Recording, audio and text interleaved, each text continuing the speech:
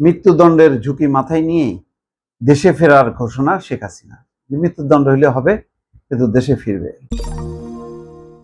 একটা audio record শোনেন। আমার মৃত্যুদণ্ড দিয়েছে, আমি আসবো। তারেক জিয়া, খালেদা জিয়া, তাদের অত নাম শুনেছেন আপনারা, তাদের আমলটা একটু দেখেন, কারণ না দেখা পর্যন্ত তো আপনারা বুঝবেন না। তেমনি ইনুস সম্পর্কে যখন আমি কিছু বলতাম তখন বিশ্বাস করতে চাইতো না। 2018 সাল থেকে সে চক্রান্ত করে যাচ্ছে। 2007 সালে নিজে দল করার চেষ্টা করেছে। 2011 সাল থেকে তার চেষ্টাই ছিল কিভাবে আমাকে ক্ষমতাচ্যুত করবে বা হত্যা করবে। 24-এ অ্যাকসেপ্ট করেছে, সে 11 সাল থেকে যেটা চেষ্টা 24-এ এসে করতে পারলো। তারপর যখন বেঁচে আছি, ইনশাল্লাহ একদিন বাংলাদেশে আসবো, বাংলাদেশের মানুষের জন্য ঠিক আবার আমরা উন্নত জীবন দিতে পারবো, এই বিশ্বাস আমার আছে। ভোট একটা হলো, ভোটে ভোটাররা ভোট না দিলেও 59% ভোট পড়ে গেছে। 3.5 ঘন্টা পরে 14% ভোট, আর তারপরে পরে 59%। ওনার কথা শুনে লাভ নেই। মৃত্যুদণ্ডের ঝুঁকি মাথায় নিয়েই দেশে ফেরার ঘোষণা শেখ হাসিনা। মৃত্যুদণ্ড হইলে হবে, কিন্তু দেশে ফিরবে। দেশে ফেরার এই অনুপ্রেরণাটা আসলে হয়েছে পশ্চিমবঙ্গের নির্বাচনের পর শুভেন্দু অধিকারী যখন প্রধানমন্ত্রী হলো। কারণ শুভেন্দু অধিকারী আগে বলছে শেখ হাসিনা বাংলাদেশের বৈধ প্রধানমন্ত্রী, আর কাউকে সে স্বীকার করে না।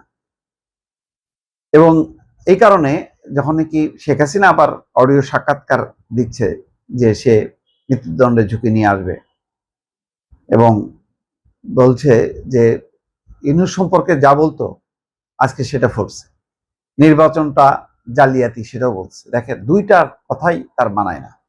বিবিসি বাংলাও দেখলাম শেখ হাসিনার দেশে ফেরা না ফেরার প্রশ্নে হঠাৎ আলোচনা কেন, এটা নিয়ে একটা রিপোর্ট করছে। যাই হোক, সেই রিপোর্টে তারা তাদের দৃষ্টিভঙ্গি তুলে ধরুক। আমি যেটা বলতে চাই যে শেখ হাসিনার যে দুটা বক্তব্য, এই দুইটা বক্তব্যের অর্থহীন হয়ে যায় এই কারণে যে হ্যাঁ, ইউনূস সম্পর্কে আপনি যা বলছেন তখন অন্যরা বিশ্বাস করেনি, কারণ আপনাকে কেউ বিশ্বাস করতো না।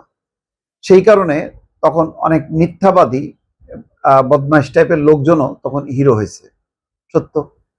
কিন্তু ওই যে আপনি এই শয়তানিটা করলেন কেন, আপনি নির্বাচনটা নষ্ট করলেন কেন? আপনি জানতেন যে ইউনূস শয়তানি করতেছে, ইউনূস খারাপ লোক, সে ক্ষমতা দখলের চক্রান্ত করতেছে, তখন আপনি গণতান্ত্রিক প্রক্রিয়াটাকে অব্যাহত রাখার দরকার ছিল।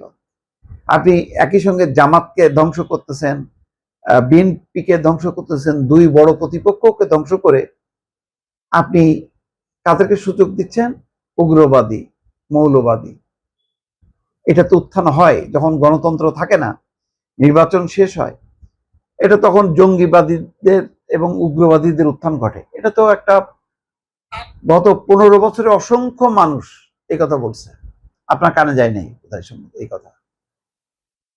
নির্বাচন ভালো হয়েছে মন্দ হয়েছে এইটা আমরা আলোচনা করতে পারি, আপনার মুখে এটা মানায় না। কারণ যেই 2014, 18 এবং 24-এর এরকম জাল জালিয়াতি নির্বাচন করার পর আপনার মুখে অন্য নির্বাচনের সমালোচনা করা মানায় না। যেটা বলছেন সঠিক।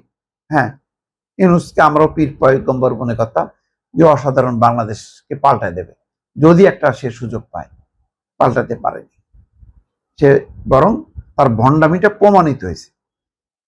কিন্তু আপনি তো নিজের ভণ্ডামিটা করতে যে ইউনূসের ভণ্ডামিটা ঢেকে গেছে, তখন মানুষ মনে করছে ওইটাই ঠিক। যার বিরুদ্ধে আপনি বেশি বলছেন সেই জনপ্রিয় হয়েছে। এই দায়িত্ব আপনার। গণতান্ত্রিক প্রক্রিয়াকে কবর দিয়ে আপনি স্বাধীনতা মুক্তিযুদ্ধের কথা বলবেন, ইউনূসের সমালোচনা করবেন, অন্য নির্বাচনের সমালোচনা করবেন, এগুলি গ্রহণযোগ্য হবে না। সুতরাং এই ক্ষেত্রে দায়টা কিন্তু আপনারই। এটাই হচ্ছে আমার বক্তব্য।